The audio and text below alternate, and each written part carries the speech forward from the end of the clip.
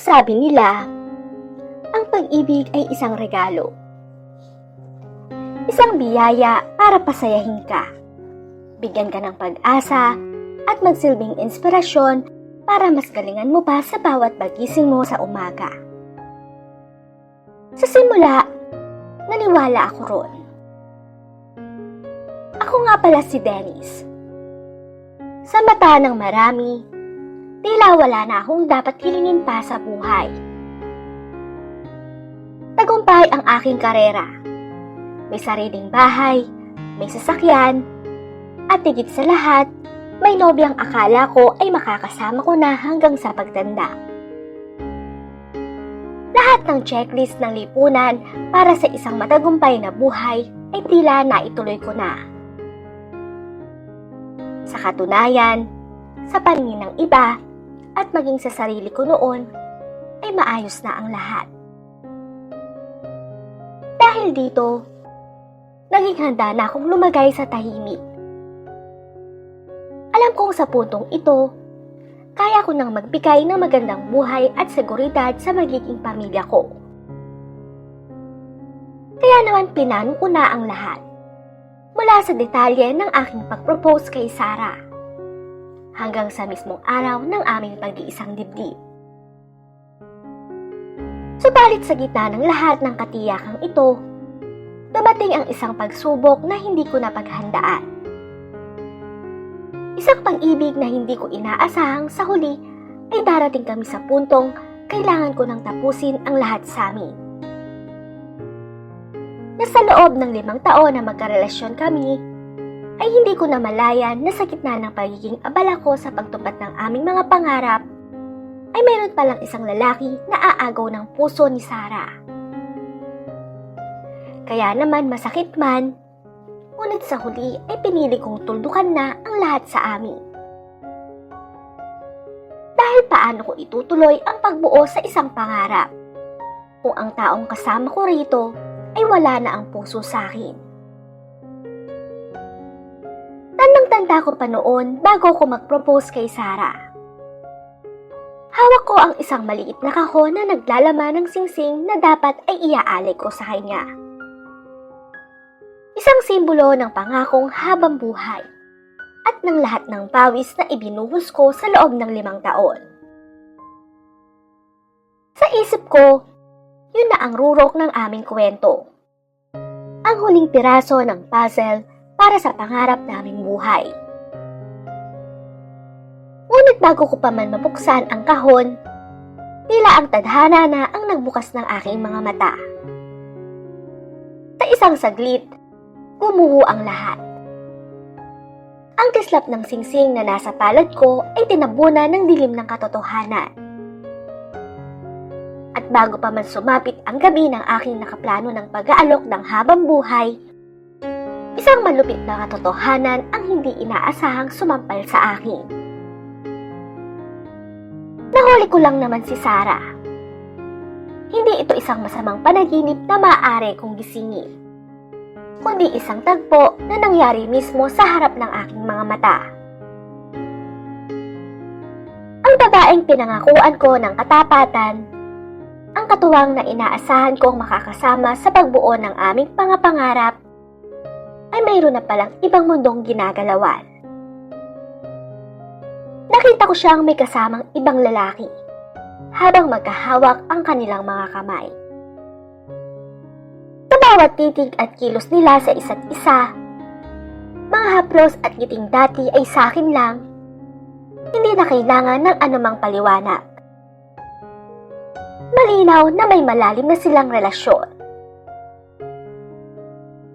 Hindi ko alam kung anong udyok ng tadhana ang nagdala sa akin sa tapat ng cafe na yon. Ang lugar na dati ay sa amin lang.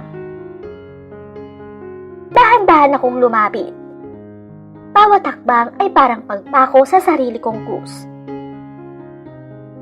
Nang mapansin niya ang presensya ko, tila tumigil ang mundo. Ang ngiti sa kanyang mga labi ay biglang napalitan ng putlang hindi ko malilimutan. Dennis, anong ginagawa mo rito? Nauutal niyang tanong, habang mabilis na binibitawan ang kamay ng lalaking nasa harap niya. Tumingin ako sa kanya, tapos sa lalaking kasama niya. Mapait akong napangiti. Nagkataon lang, sagot ko. Padaan lang ako, pero mukhang maling pinto ang nahintuan ko. Hindi siya makasagot. Nakayuko na siya ngayon, habang ang lalaki ay tila naguguluhan sa tensyong namamagitan sa aming dalawa. Huwag kang mag-alala, hindi ako magtatagal. Dagdag ko pa. Gusto ko lang makasiguro kung totoo ba ang mga balita. Ngayong nakita ko na, malinaw na ang lahat. Huminga ko ng malalim at tumalikod. Ituloy nyo na yan. Masarap ang kape rito, di ba? Diyan tayo nagsimula. Naglakad ako palayo nang hindi na lumingon. Kahit pa naririnig ko ang mahina niyang pagtawag sa pangalan ko. Hindi na ako tumigil. Bawat takbang ko palayo ay mas bumibilis. Pilit na tinatakasan ang eksenang parang gripo na biglang bumukas sa loob ng dibdib ko. Naramdaman ko ang paghawak niya sa braso ko. Dennis, please, hayaan mong magpaliwanag ako. Hingal niyang sabi nang maabutan niya ako. Humarap ako sa kanya. Para saan pa? Tanong ko. Malinaw na sa akin ang lahat, kaya malaya ka na. Hindi ko na ipagpipilitan kung ano mang mayroon tayo. Tugon ko sa kanya. Tumalikod ako. Sa bawat hakbang papalayo, nararamdaman ko ang pagluwag ng tanikala sa aking leeg. Masakit, oo. Pero sa wakas, nakakahinga na ako. Lumipas ang mga buwan. Ang singsing na dati tanikala ay wala na sa aking mga kamay. Ibinenta ko ito at ang pinagbilhan ay ginamit ko para sa isang out-of-town trip. Isang regalong para sa sarili ko naman. Doon, sa gitna ng mga bundok at dagat, dahan-dahan kong nahanap ang piraso ng sarili ko na nawala sa maling relasyon. Natutunan kong ang forever ay hindi nakadepende sa ibang tao, kundi sa kung paano mo mamahalin ang sarili mo sa kabila ng pagkatalo. Isang hapon, habang nagkakape ko sa isang maliit na parke, isang munting bola ang gumulong sa paanan ko.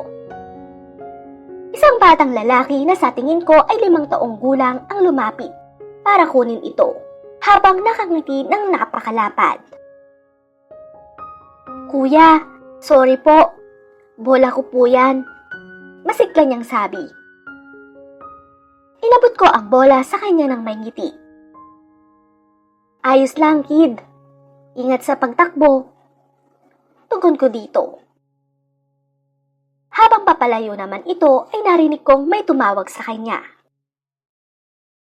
Liam, halika na rito. Huwag mong istorbohin si kuya. Tawag ng isang malumanay na boses mula sa di kalayuan. Napatingin ako sa pinagmulan ng boses. Isang babaeng simple ang ayos. May dalang bag ng bata at bote ng tubig. Ngunit may mga matang bakas ang hirap at saya ng buhay. Siya si Connie, ang ina ni Liam. At sa bawat takbang niya patungo kay Liam, mapapansin ang pagod sa kanyang mga balikat. Ngunit ang paraan ng paghaplos niya sa buhok ng anak ay puno ng walang hanggang pag-aaruga. Pasensya na po kayo, kuya. Wika niya nang muli kaming magtama ng tingin. Ngumiti siya ng bahagya. Isang ngiting hindi kasing lawak ng kay Liam, pero mas malalim ang kahulugan. Doon ko napagtanto na ang bawat tawa at laro ng bata ay bunga ng mga sakripisyong pilit itinatago ng mga matang yon. Naupo silang mag-ina sa isang bangko hindi kalayuan sa akin. Pinanood ko silang dalawa. Nagtatawanan sa mga maliliit na bagay. Habang ang hapon ay dahang-dahang nagkukulay kahel. Sa gitna ng ingay ng parke, tila sila ay may sariling mundo. Isang mundong payapa sa kabila ng hirap na kanilang pinagdaraanan. Habang pinagmamasdan ko sila, hindi ko maiwasang maalala ang masakit na kahapon namin ni Sarah. Kung natuloy lang sana ang aming kasal, marahil ay bumubuo na rin kami ng sarili naming pamilya ngayon. Pero ganun talaga ang buhay. Kailangang tanggapin ang mga bagay na hindi para sa atin. Kuya, ayos ka lang po ba? Nagising ang diwa ko nang marinig ang boses ng bata. Hindi ko namalayan na nakalapit na pala si Liam sa akin. Marahil ay napansin niya ang biglang paglamlam ng aking mga mata. Ang hirap at saya na nakikita ko sa kanyang paningin ay ang mismong buhay na ipinagkait sa amin ni Sarah. Ayos lang ako. Pilit ang ngiting sagot ko habang hinahaplos ang ulo ng bata. Ako nga po pala si Liam. At iyon naman po ang mami ko. Ang pangalan po niya ay Connie. Pagpapakilala niya sa akin sabay turo sa kanyang ina. Ako naman si Dennis. Mahinang pakilala ko. At habang kami ay nag-uusap ni Liam, ay hindi ko inaasahang lalapit si Connie sa amin. Pitpit ang isang maliit na paper bag. Tumayo siya sa tabi ng anak at binigyan ako ng isang tapat at totoong ngiti. Yung tipong hindi kailangang ipilit. Pasensya ka na rito kay Liam ha. Masyadong mausisa. Kanina ka pa raw niya pinagmamasdan. Kamukha mo raw kasi yung daddy niya. Paumanhin ni Connie habang nauupo sa kabilang dulo ng bench na kinauupuan ko. Hindi naman. Ayos lang. Sagot ko. Sabay ayos ng upo. Medyo nagpapahinga lang. Pagod lang marahil sa biyahe ng buhay. Bahagyang natawa si Connie sa aking sinabi. Isang mahinhin na tawa na nakakahawa. Naku, naiintindihan ko yan. Minsan talaga, ang pinakamalayong biyahe ay yung pauwi sa sarili nating katinuan, di ba? At sa sinabi niyang yun, ay doon nagsimulang gumaan ang hangin. Hindi ko alam kung bakit, pero sa harap ng mag-inang ito, ay tila ba naging madaling magbaba ng depensa. Hindi ko na nga rin namalayan pa na lumipas na ang oras, dahil sa pagkikwentuhan namin ni Connie. Kaya naman, nalaman ko tuloy na wala na pala ang ama ni Liam. Dahil namatay ito sa isang aksidente. Simula ng araw na yon ay tila naging ritual na ang aming pagkikita. Hindi ko alam kung nagkataon lang o sadyang hinanap-hanap ng sistema ko ang gaan ng loob na dala nilang mag-ina. Hindi ko alam kung nagkataon lang o sadyang hinahanap-hanap ng sistema ko ang gaan ng loob ng dala nilang mag-ina. Madalas kaming magkita sa parehong bench. Minsan, may dala akong tinapay o paboritong sitsirya ni Liam. Doon ko nalaman ang mga pangarap ng bata. Gusto raw niyang maging engineer para makagawa ng tulay na hindi nasisira. Isang inosenteng hiling na alam kong may kinalaman sa trahedyang kumuha sa kanyang ama. Sa bawat kwento ni Connie tungkol sa pagtatrabaho niya bilang online seller sa gabi at pag-aalaga kay Liam sa araw, unti-unti kong natutunan ang tunay na kahulugan ng pagsasakripisyo. Mahirap, pero kailangang bumangon. Kung bibitaw ako, sino ang sasalo sa anak ko? Minsan niyang nasabi habang nakatingin sa malayo. Habang tumatagal, napansin ko ang pagbabago sa sarili ko. Ang dating pilit ng ngiti ay napalitan ng totoong tawa. Ang mga pader na itinayo ko para protektahan ang sarili ko sa sakit ng mundo ay tila unti-unting ginigiba ng mga maliliit na kamay ni Liam at ng mga payak na salita ni Connie. Hanggang sa isang hapon, habang pinapanood namin si Liam na hinahabol ang mga kalapati, lumingon sa akin si Connie. Alam mo, Dennis, malaking bagay na dumating ka. Para ngayon lang uli kami nagkaroon ng kaibigan na handang makinig ng hindi nanghuhusga. Aniya. Napayuko ako. Hindi niya alam na ako dapat ang magpasalamat. Dahil sa gitna ng sarili kong kalungkutan, ang pamilya nilang kulang ay siya palang nagpuno sa puwang sa puso ko. Simula nun, parang may kung anong lumuwag sa dibdib ko. Hindi ko man nahanap ang perfect, nahanap ko naman ang totoo. Sa piling ni Connie at Liam, natutunan ko na ang pag-ibig ay hindi pala isang regalong ibinibigay ng buo at perpekto. Ito ay dahang-dahang binubuo mula sa mga pagkakamali, pagtanggap at pagpili na muling magtiwala. Dahil sa mag-ina, tila muling nagkakulay ang mundo ko. Sa dalas ng aming pagkikita, hindi ko na rin napigilan ang puso kong mahulog ng tuluyan kay Connie. Hindi naging hadlang ang pagkakaroon niya ng anak. Sa halip, ito pa ang nagpatatag sa nararamdaman ko. Gayunpaman, hindi naging madali ang lahat sa simula. May mga gabi pa rin bumabalik ang pait ng pagtataksil ni Sarah. Ang hapdi ng makitang may kasamang iba ang taong pinagkatiwalaan mo ng husto. Pero sa bawat pagkakataong pakiramdam ko ay malulunod ako sa lungkot, laging may humihila sa akin paitaas. Ang munting tinig ni Liam. Daddy Dennis, tingnan niyo po yung drawing ko, oh. Tayong tatlo yan sa park. Ani Liam habang ipinapakita ang isang makulay, pero magulong drawing sa papel. Napangiti ako. Sa drawing na yon, matangkad ako. Hawak ang kamay ni Connie.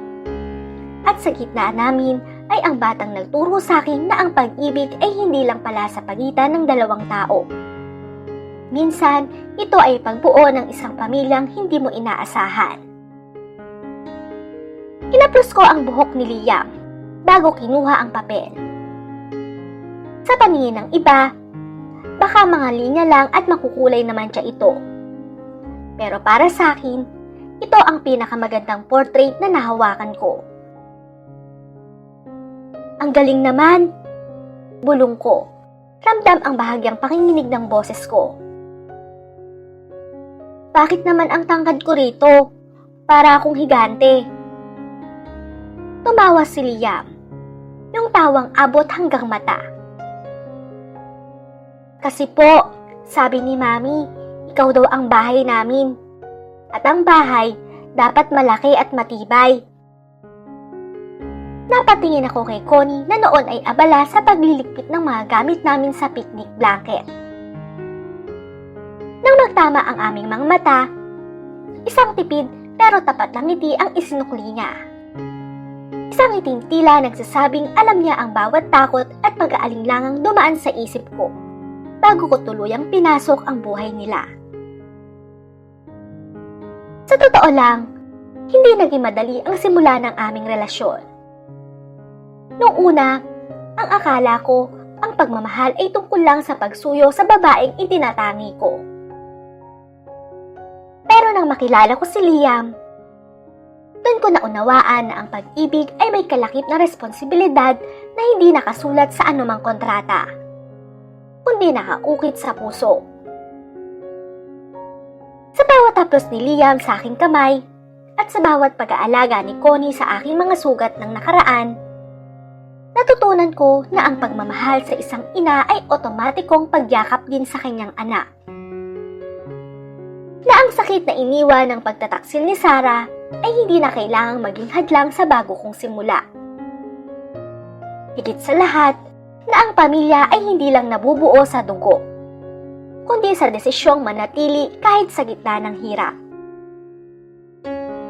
Kaya naman buong puso kong tinanggap na may malaking espasyo sa puso ni Connie na hindi lang para sa akin.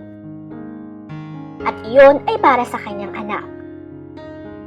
Sa kabila ng pagiging estranghero ko noon, binuksan ni Liam ang kanyang mundo at hinayaan akong maging Daddy Dennis. Araw-araw pinipili naming maging isang pamilya, kahit walang iisang apelyido o magkaparehong dugo na nagbubuklod sa amin. Daddy, laro na tayo. Doon sa may swing. Yaya ni Liam habang masayang hinihila ang laylayan ng t-shirt ko. Tumayo ako at dahang-dahang inilahad ang aking kamay kay Connie. Tara? Isang matamis na ngiti ang isinukli niya bago tinanggap ang aking kamay. Habang naglalakad kami patungo sa palaruan, naramdaman ko ang init ng maliit na kamay ni Liam sa aking kanan at ang mahigpit na hawak ni Connie sa aking kaliwa. Sa sandaling yon, napatunayan ko na ang pinakamagagandang kwento ay hindi iyong mga planado, kundi yung mga kusang dumarating at binabago ang takbo ng iyong mundo. Lumingon ako sa langit na unti-unti nang nagkukulay asul at kahit.